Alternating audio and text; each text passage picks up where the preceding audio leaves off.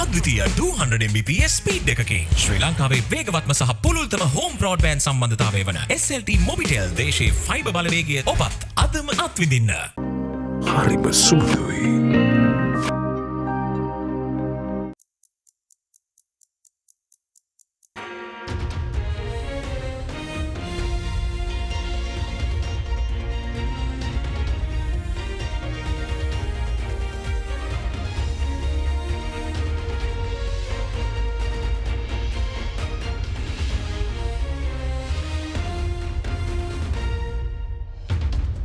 Tonight on First at 9, this Sunday the 25th of June 2023.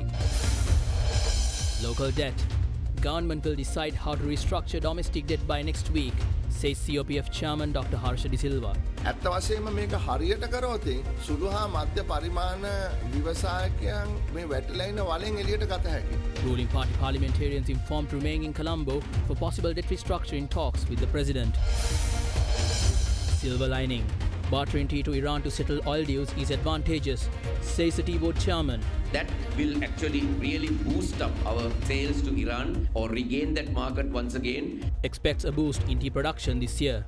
And this year, T-Board and the Tea Research Institute are looking at a figure of about 265 to 270 million kilos, almost a 20 million kilo increase from the dismal year of last year. Alliance Finance මෙතුරු රන්නයි සේවාවෙන් රන් පවුම්කට රුපියල් 1,70,000ක ඉහළ අධිකාරමක්. ඔබේ විශ්වාසය දිනු සෙන්සුරයින් දැන් ළඟමැති ෆාමසියෙන් ලබාගත හැක. This is AdaDerana First at 9 with Indivadi Amuata. Live from Studio 24 in Colombo.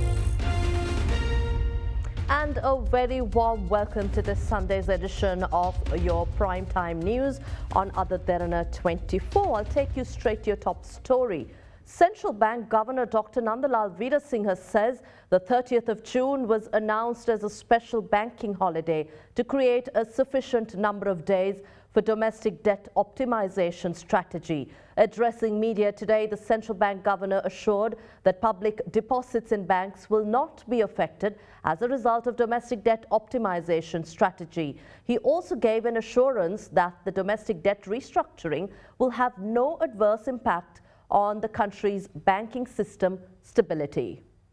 So the main reason for this 30th of bank holiday announcement was to create a sufficient number of days for domestic debt optimization strategy that has been discussing with the central bank and the Minister of Finance. That strategy has to be announced, implemented and obtain the proper approval process through the cabinet, committees in the parliament and also the parliament debate. So that process requires at least 4 days continuously. During the days, market, especially debt market and equity market should not function because those are information are very market sensitive. It would be best that if those proposals are discussed in the public when sensitive markets are not functioning. So when you look at the time frame or window of opportunity in terms of timing, but Minister of Finance and Central Bank looked at the calendar, that we found 30th of Friday, if that is declared as a bank holiday, there is a sufficient 4 to 5 days long period markets are not functioning. That would be the best time to discuss this open and transparent basis with the cabinet, in the parliament, at the committee stage and complete the strategy and get the necessary approval during this period. Even though 30th is a bank holiday, all the banking activities that can be done during the period of holidays, for example, online banking, internet banking, ATM withdrawals and fund transfers among accounts with the technology that can be done with banks physically opening or not. Especially we know some of the banks have weekend banking. There's no restriction even for them to have weekend banking facilities for people who would want to come to banks, and in-person facilities that can also be facilitated. I must also announce that this domestic debt optimization strategy would not anyway have an adverse impact on bank deposits. There will be no reduction in bank deposits that people are having with commercial banks and non-bank institutions. There will be no reduction in interest rates that they are right now contracted and enjoying that they are getting in terms of their contracts and fixed deposits or any other deposits. Banks, if they are agree to give some interest rates, this will continue to be received for public deposits and deposit holders. Deposit holders will not be affected adversely anyway with the announcement of domestic debt optimization strategy. This is but from the central bank point of view. When we are discussing this domestic debt optimization strategy, we wanted to ensure it will have no adverse impact on banking system stability and also preserve the value of the public deposits that who are kept their money in the banking system. That we from central bank, we want to give that assurance. Parliamentarian of the Samagi Jana Balavega and chairman of the Committee on Public Finance, Dr. Harsha De Silva says government is expecting to arrive at a decision on domestic debt restructuring by next week. Addressing a media briefing organised by the SJB this morning, Dr. Harsha De Silva said a proper mechanism to restructure domestic debt will help in the resurrection of small and medium-scale enterprises that are faced with a multitude of crisis-related issues.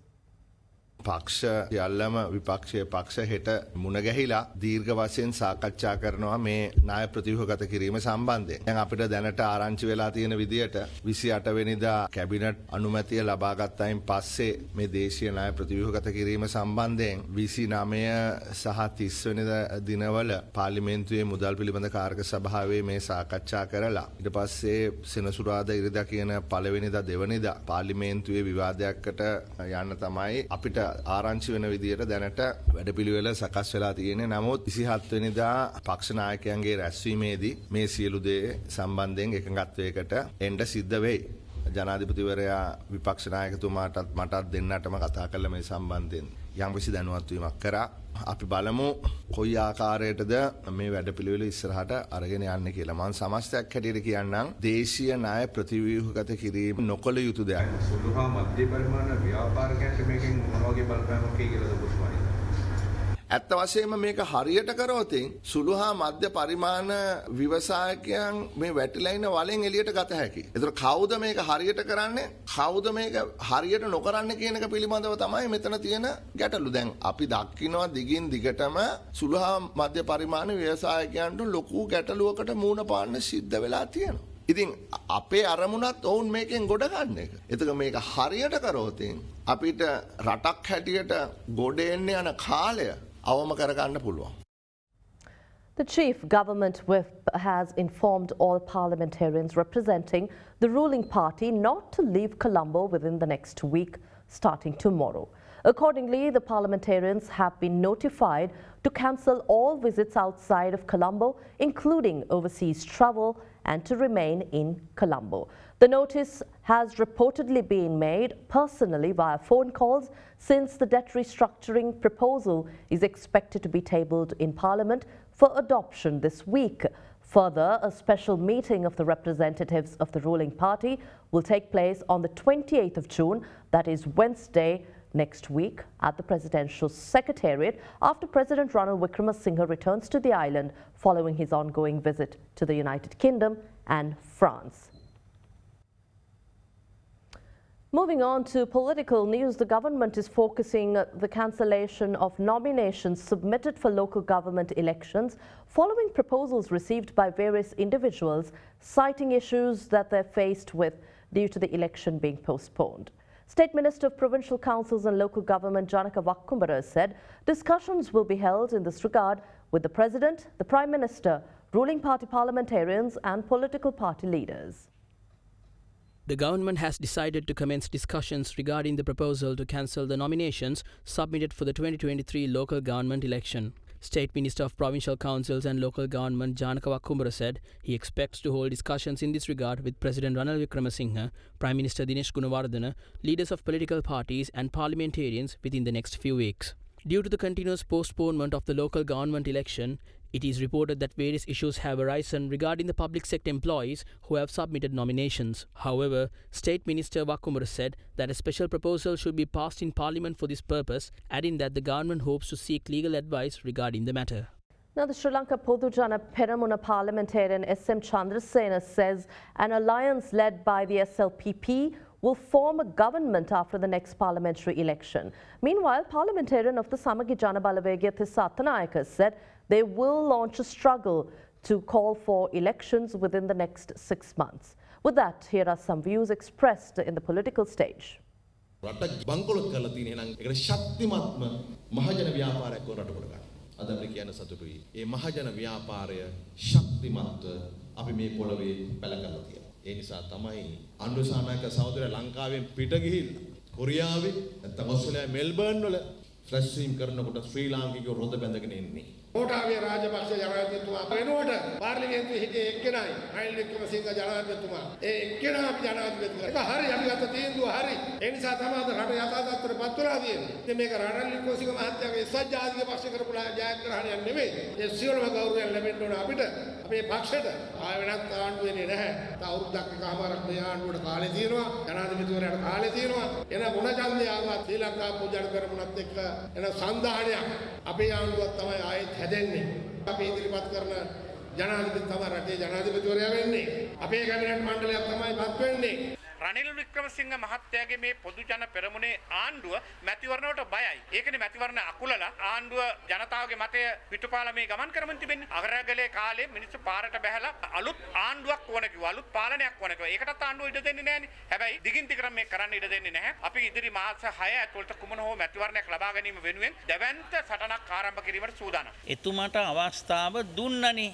එතුමා ඒ වෙලාවේ දීපු අවස්ථාව බාරගන්නේ නැතුව ඒකට පයින් ගහලා දැන් මොන කතාවල් කිව්වත් වැඩක් වෙයිද මන් දන්නේ. An individual was shot dead in the Ambalangoda area by 2 unknown assailants on a motorcycle.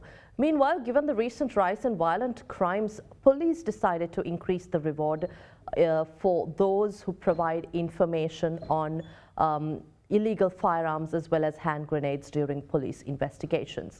With that, here's a look at other developments across the island in brief. A 56-year-old taxi driver was shot dead at the Ambalangoda town last night. According to reports, the deceased was shot by 2 unidentified gunmen who arrived on a motorcycle. Balapiti acting magistrate arrived at the scene at around 1 a.m. today and conducted the on-site investigation. The Ambalangoda police investigating the matter suspect the murder weapon to be a pistol.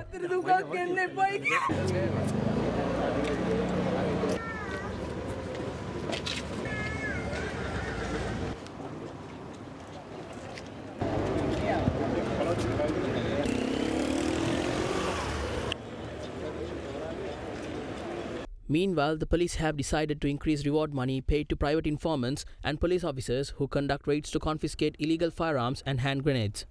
According to the police, the reward money paid for informants depend on the type of the firearm on which the information is provided. අපි මහ ජනතාවගෙන් ඉල්ලන්නේ විශේෂයෙන්ම ඔබ යම්කිසි තොරතුරක් දන්නවා නම් ඒ තොරතුර අපිට ලබා දෙන්න 119 දුරකථන අංකයට ලබා දීමේ හැකියාව තියෙනවා. ඒ වගේම 1997 කියන දුරකථන අංකයටත් ලබා දීමේ හැකියාව තියෙනවා. ඔබ ලබා දෙන තොරතුරේ රහස්‍යභාවය අපි තබා ගන්නවා. ඒ නිසා ඔබගේ සහාය අපිට අවශ්‍යයි මේ තත්ත්වය පාලනය කර ගැනීම සඳහා. In the meantime, a prisoner who was sentenced to death escaped from the Valikada prison today. It was reported that he has left the premises by wearing a uniform which is similar to a prison officer while a religious program was underway at the prison. However, prison officials managed to arrest the fugitive while he was attempting to board a train at the Maradana railway station. In Casbah, meanwhile, a dead body of a person was found floating in the Bolgoda lake today. It is reported that the deceased in question was missing since last evening. The Casbah police is conducting further investigations into the matter. Tea board chairman talks about production targets this year and how bartering tea with Iran could help the tea industry. We'll come back with details when we return after this short break. Just stay with us.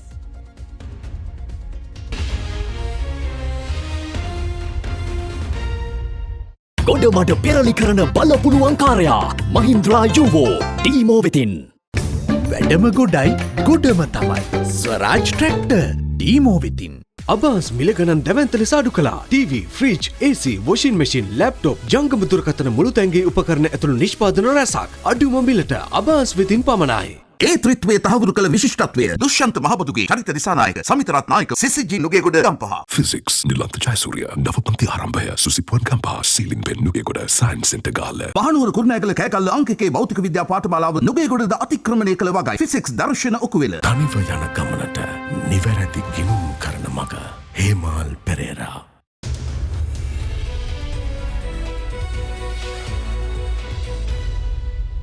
Welcome back to the news. We take you to business news now. T-Board Chairman Niraj Dimel points out that Sri Lanka has an opportunity to recapture the Iranian tea market with the proposed barter deal, where Sri Lanka supplies tea in settlement for the country's oil payments due to Iran. Sri Lanka's position in the Iranian tea market has been affected as a result of skyrocketing tea production costs in the country, coupled with the economic crisis in Iran.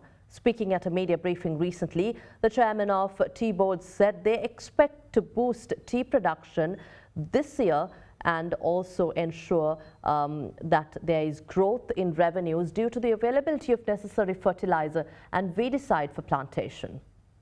Our productions for the years 2020 and 2022 saw record lows. Last year was one of the lowest in 27 years since 1997. Lowest recorded was 251.5 million kilos. Of course, that was to be expected with the situations that prevailed, non-availability of agriculture inputs and the fertilizer ban, and also not having even the organic fertilizer available to the fuller satisfaction of the producers. With all the initiatives that we started, and especially from this year, beginning of this year, because for the RPCs to really come on board using fertilizer, they needed herbicides available. Otherwise, with weeds, it doesn't make any sense for them to fertilize. So that became available from the first or the second week of January. That's glyphosate. And as a result of that, there was a greater take from the RPCs. And we are seeing the improvements from April. For April, we had a plus in production of about 1.8 million kilos, followed by May, a marginal increase because there was a patch of dry weather, which actually retarded growth. But we are hopeful that the next 3-4 months we will go forward, and this year T-Board and the Tea Research Institute are looking at a figure of about 265 to 270 million kilos, almost a 20 million kilo increase from the dismal year of last year.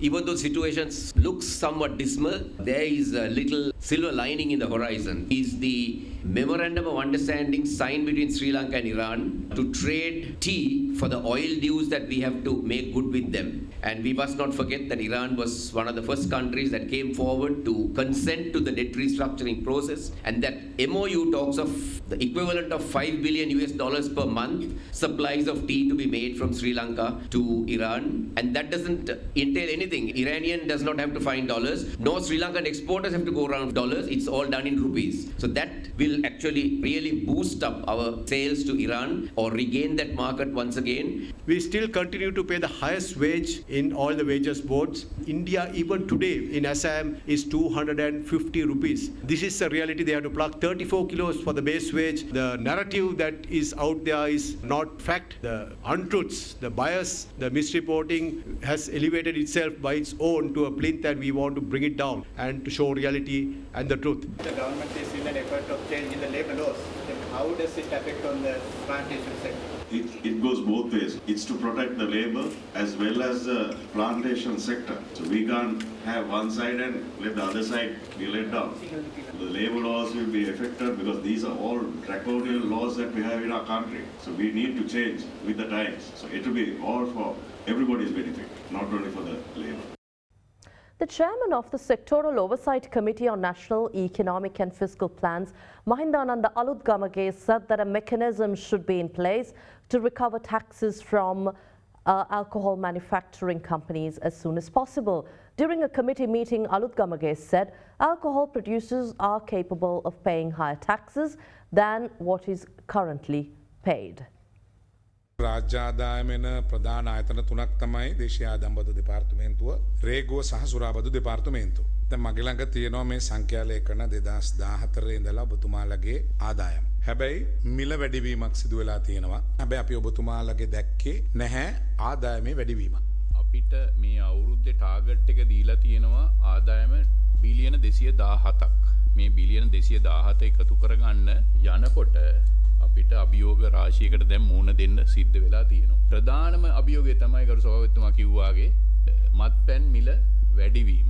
මේ මිල වැඩිවීමත් එක්ක අපි දැක්කා වෙළඳපොලේ තියෙන මත්පැන් ඉල්ලුම බොහෝ ප්‍රමාණයෙන් අඩු වෙලා නිෂ්පාදනාගාරවල විශාල වශයෙන් අඩු වෙලා තියෙනවා. නිෂ්පාදනාගාරවල පැය 24ම නිෂ්පාදනය කරපු නිෂ්පාදන දැන් සතියකට දවස් දෙකක් වැඩ කරන මට්ටමට පත් වෙලා සමහරක් ආයත දවස් 4ට නවත්තන මට්ටමට පත් වෙලා මත්පැන් වල මිල ඉහළ ගියපු නිසා ආදායම අඩුවීමක් සිද්ධ වෙලා තියෙනවා කියලා අපි ඒක පිළිගන්නවා. හැබැයි ඔබතුමාලගේ ආදායම් ගත්තොතින් අපි මගේ ළඟ තියෙනවා පහුගිය අවුරුදු 10 ආදායම්. මේක තිබ්බේ 105යි, මේක 120යි, 13යි, 15යි, 21යි. එක තැනම තමයි. ඒ කියන්නේ මේ මිල වැඩි වෙන්න කලිනුත්. දැන් මේ ඔබතුමාලගේ ආදායම් ගත්තොතින් DCS සෙල් එකනේ වැඩිම. දැන් 20යි 22යි ගත්තොතින් ඒ ගෙවන ටැක්ස් එකේ වැඩිවීමක් නැහැ. ඒගොල්ලෝ දේශීය ආදායම් බද්ධ දෙපාර්තමේන්තුවට ගෙවන වැඩිම නිෂ්පාදකයා වුණාට ඒගොල්ලෝගේ ටැක්ස් එක අඩු වෙලා ලික ප්‍රයිස් එක වැඩි වෙලා තියෙනවා. ටැක්ස් එක වැඩි වෙලා තියෙනවා. හැබැයි රජයට ගෙවන බදු මුදල වැඩිවීමක් වෙලා නැහැ.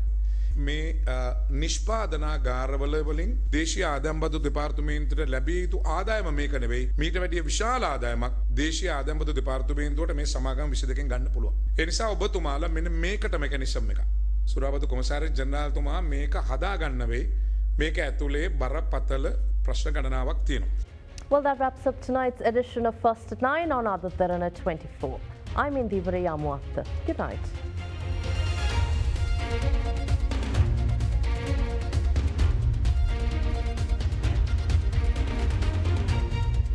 For news and information you can trust 24 hours a day, visit AdaDerana.lk.